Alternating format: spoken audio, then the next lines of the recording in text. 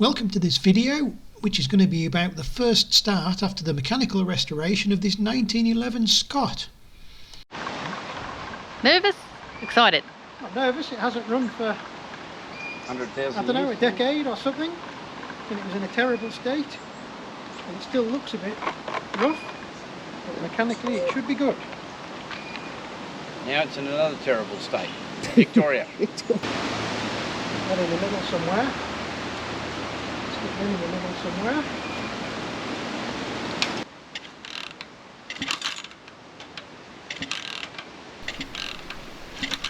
Well, it wasn't having much of this, was it? No sign of life there. Well, always remember gravity's your friend. When they won't start on the kickstart, shove them off down the hill. Give that a go.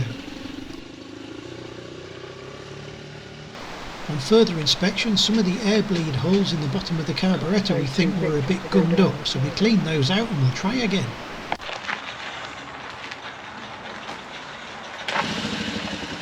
Oh, almost.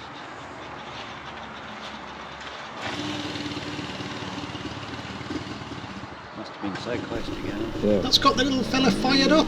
Listen to that. Sounds like somebody mowing their lawn.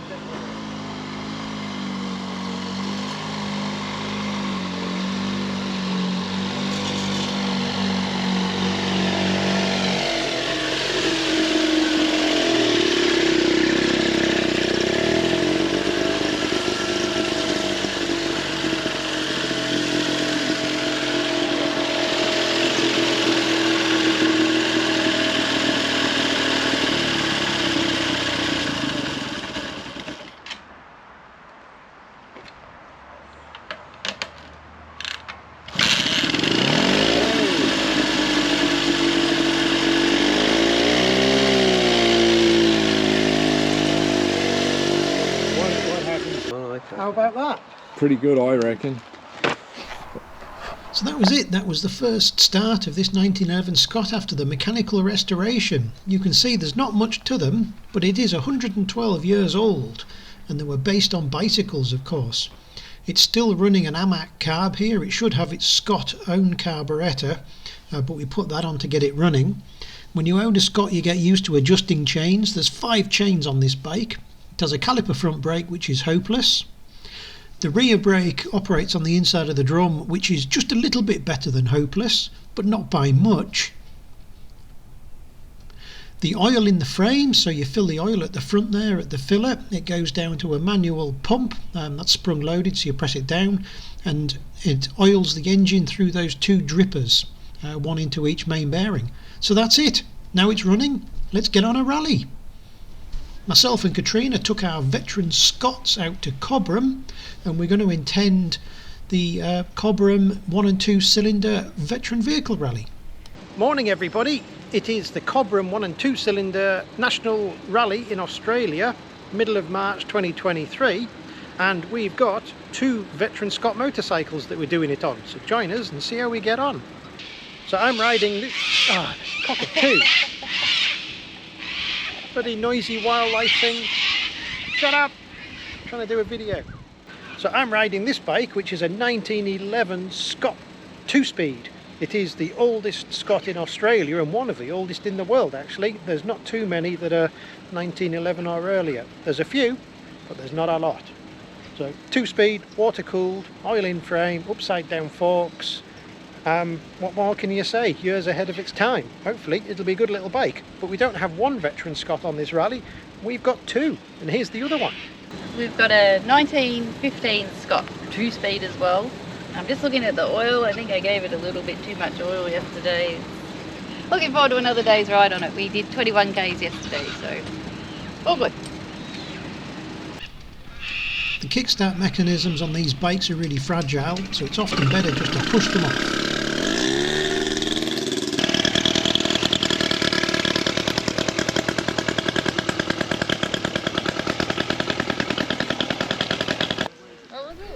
So the rules of entry of this rally is that you've got a maximum of 2 cylinders, and the vehicle, cars, motorcycles and tricycles, tri-cars are all accepted. The vehicle must have been built before 1919, So you get a real mix.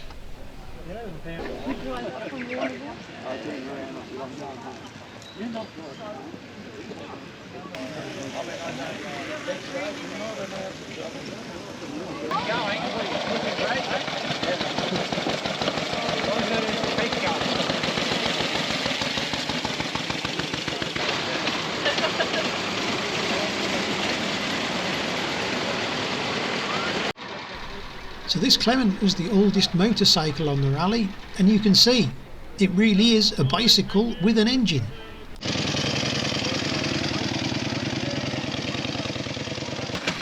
And here's a few of the vehicles departing. A couple of the high wheelers first. That's a McIntyre and a Shat, I think. And I won't put any music on so you can listen to the sounds. This is Ken Hall with his Césaire, but he was having transmission problems, as you can hear. They've got a funny transaxle gearbox setup, and as you can probably hear, it didn't really want to go into gear, and it won't surprise you that it didn't last either.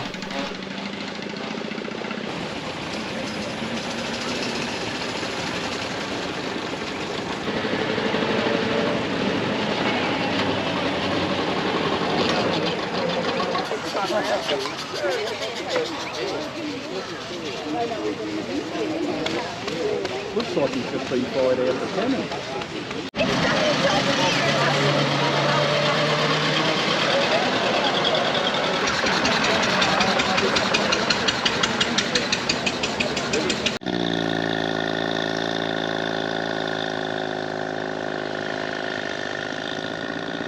Well, there goes Katrina, she's on her way.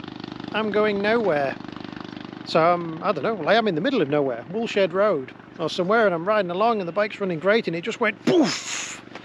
And I got absolutely covered in coolant, me and the bike and everything, and it turns out something really bad's happened. That's the top of the cylinder and it's blown it clean off. So that's the end of my rally. That's nothing that you can repair on the roadside or even at the rally base, so we've got a spare bike, I'll have to use that, and I've just got to sit and wait until the backup turns up and they can give me a lift into Cobram and I can go and pick up the van and come back here and get the bike. Oh well, a short rally. I was enjoying it while it lasted. Well, the Scott's in the van. I got that picked up off the side of the road and we're at the Tecumwell Bowls and Golf Club. So we're going to have a look at the cars and the bikes that are lined up here. They've got quite a good lineup. I'm not the only one that didn't make it round for the day though. There's a few cars on trailers. Anyway, there you go. You can see the place behind. I don't know, people are running around with golf sticks and stuff, bashing balls about the countryside, but I'd rather be riding motorbikes. Let's go and have a look and see what other cars are here.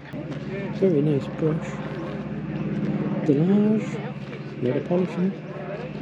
There's a little Metz. There's a McIntyre. It's not a high wheeler, it's like a mid wheeler. And this is a Royal Enfield car, cycle car. I don't know what that is. No, there's another brush.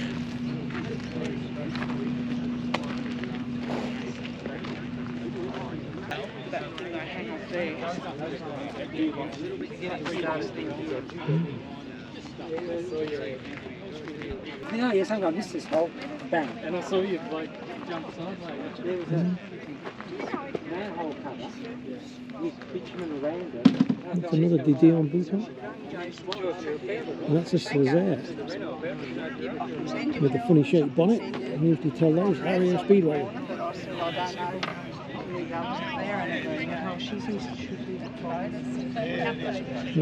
Cadillac.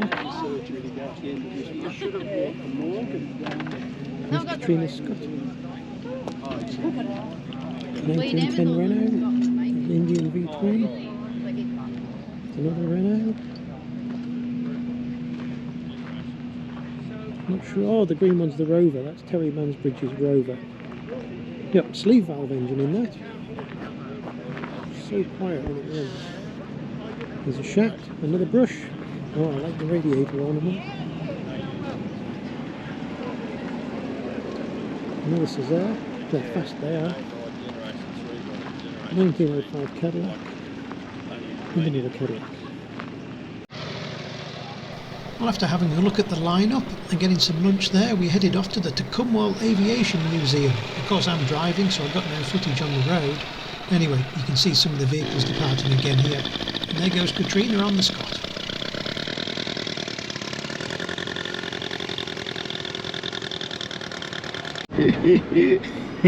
Cross country.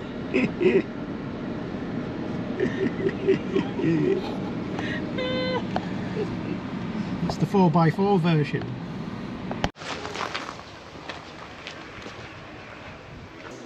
Well, it was an interesting place to visit, and there was lots of history on the walls and explanations of what it all was, and a few displays of aircraft.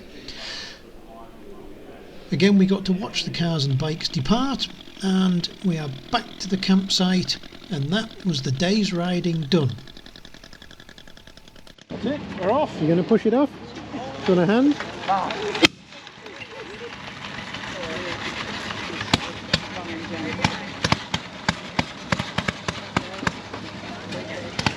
It's not so much run and jump, it's more like almost fall off, wobble, bang, nearly have an accident, and eventually get buried.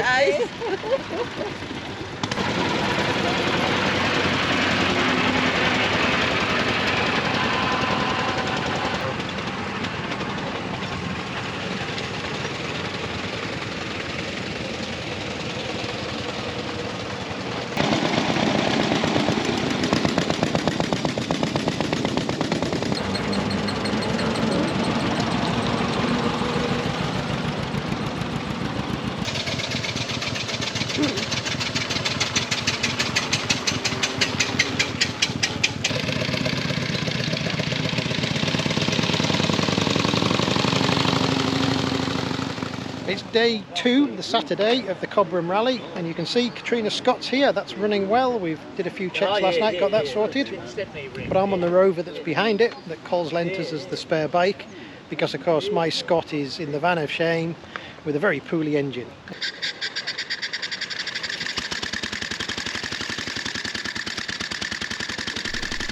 One thing with a lot of these veteran motorcycles and cars is that ways of starting these hadn't developed then, so they all had all sorts of strange quirks. Anyway, that bike there was one particular example where you've got to put it on the stand and pedal it. This was a good chance to have a line up down the cars. This was the Saturday and some more cars had arrived from yesterday, so we can get to see the full lineup here, and it was very impressive. There was a really good mix of these 1 and 2 cylinder cars.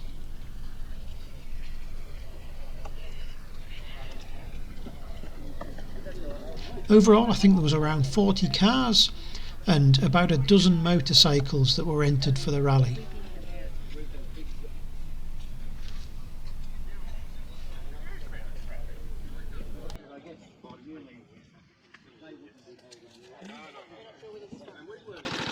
Well, after watching most of the cars and the other bikes go so I could get some video footage, it was time for me to fire up the Rover and get going myself. Let's get on the road, enjoy some of this scenery and the great roads.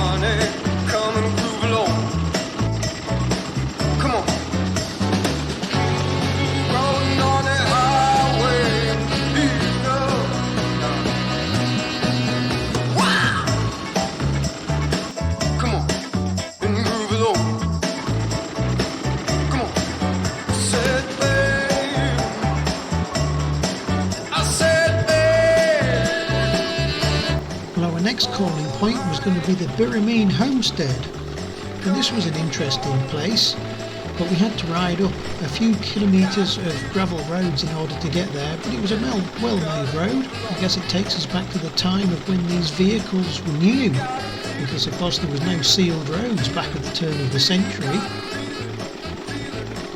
When we get ourselves to the homestead, there's a brewery and some nice gardens and the historic homestead to look around, so we'll park up and we'll go see what this is all about. Where are we? Brewery and homestead. I don't know the name of the place. Birrameen or something, isn't it?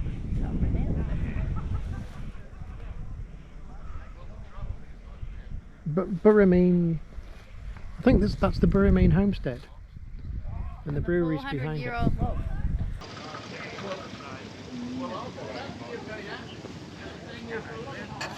There wasn't too many people come visit the homestead and didn't know about it. But the homestead is built of Murray pine. Just those walls are like yours. They're like the Birrameen homestead. Oh, there you go. No. 1851 it became the colony of Victoria.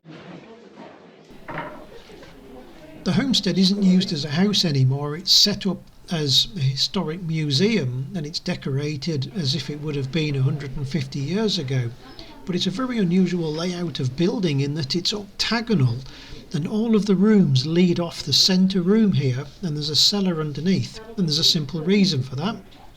You could keep your guns under the floor of the centre room, and if the place was attacked from any direction, you could hide the kids and stuff in the cellar and your valuables, get the guns out, and there was shooting slits in all of the rooms facing outwards. So it was more of a castle than a house, really.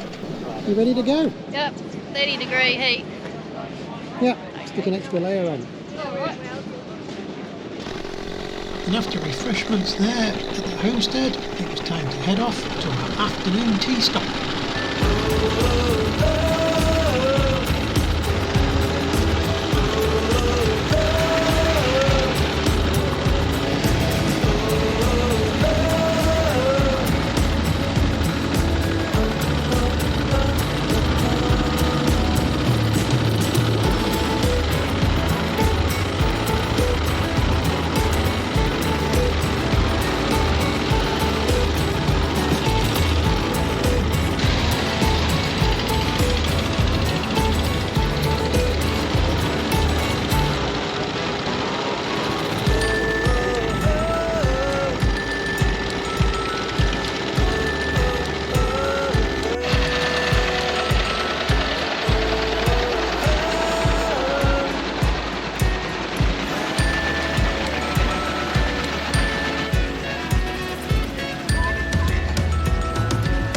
Katrina, I was under the tree. did a drop bear get you?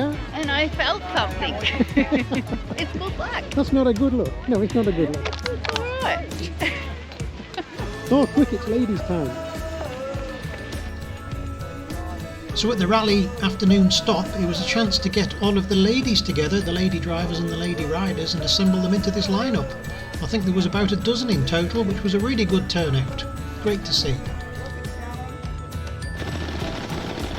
With the tea and bickies done and the various photos and lineups sorted, we created a bit of interest with a few of the locals that came out to see our circus arrive in town, and we set off and headed back towards the campsite in Cobram.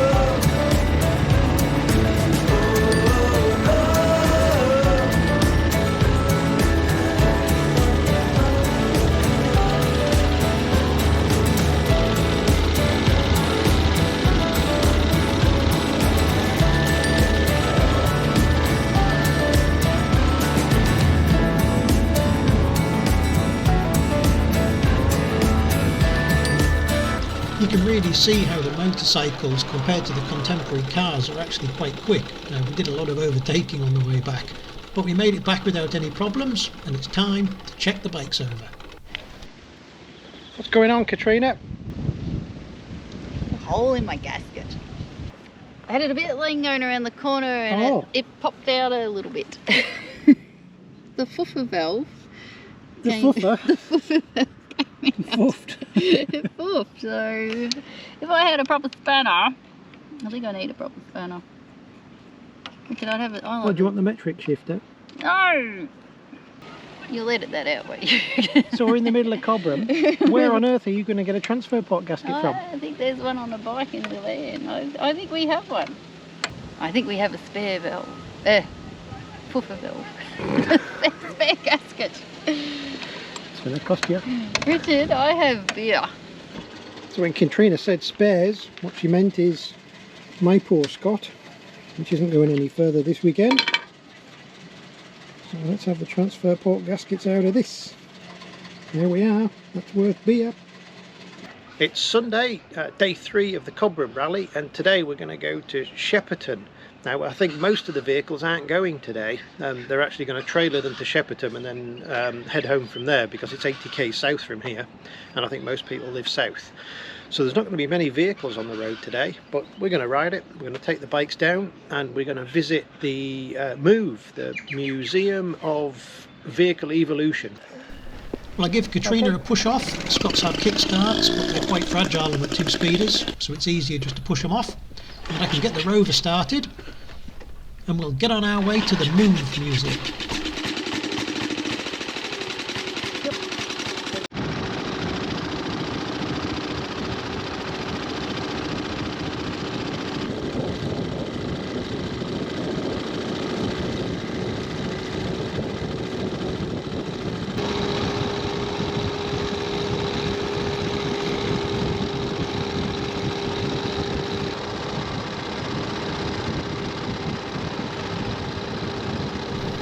We soon cover the 80 kilometres down to Cobram with no drama. Max Bacon very easy to track down than Alan Jones. A. Jones is very hard name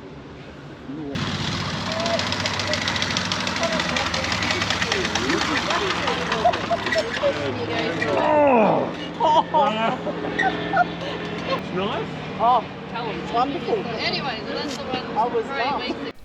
The Museum of Vehicle Evolution is in Shepperton, Victoria, and it really is a world-class museum. It covers cars, motorbikes, trucks, buses, all sorts of things. There's also upstairs, there's the Farron Vintage Bicycle collection, and there's also a large collection of gramophones, telephones, radios, and it goes through all the way from the beginnings and origins through to more modern vehicles. There really is a big selection in there, and the truck pavilion itself is quite a sight to go and see. Highly recommended.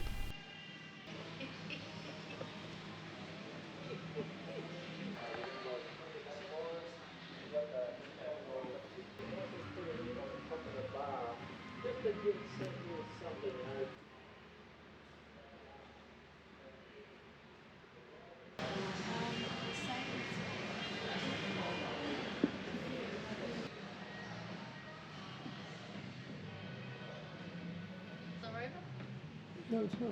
It's French, but it's chef drive.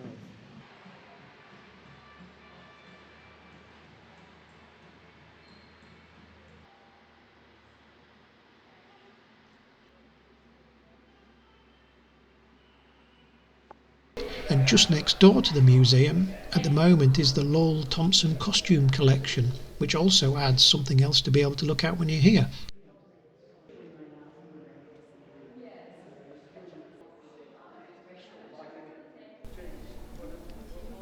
After looking round the car side of the museum and through the costume side, we thought we've done enough of this. It's time to get on the bikes and head the 80 kilometres north back up to the campsite, and that would be the official end of the rally.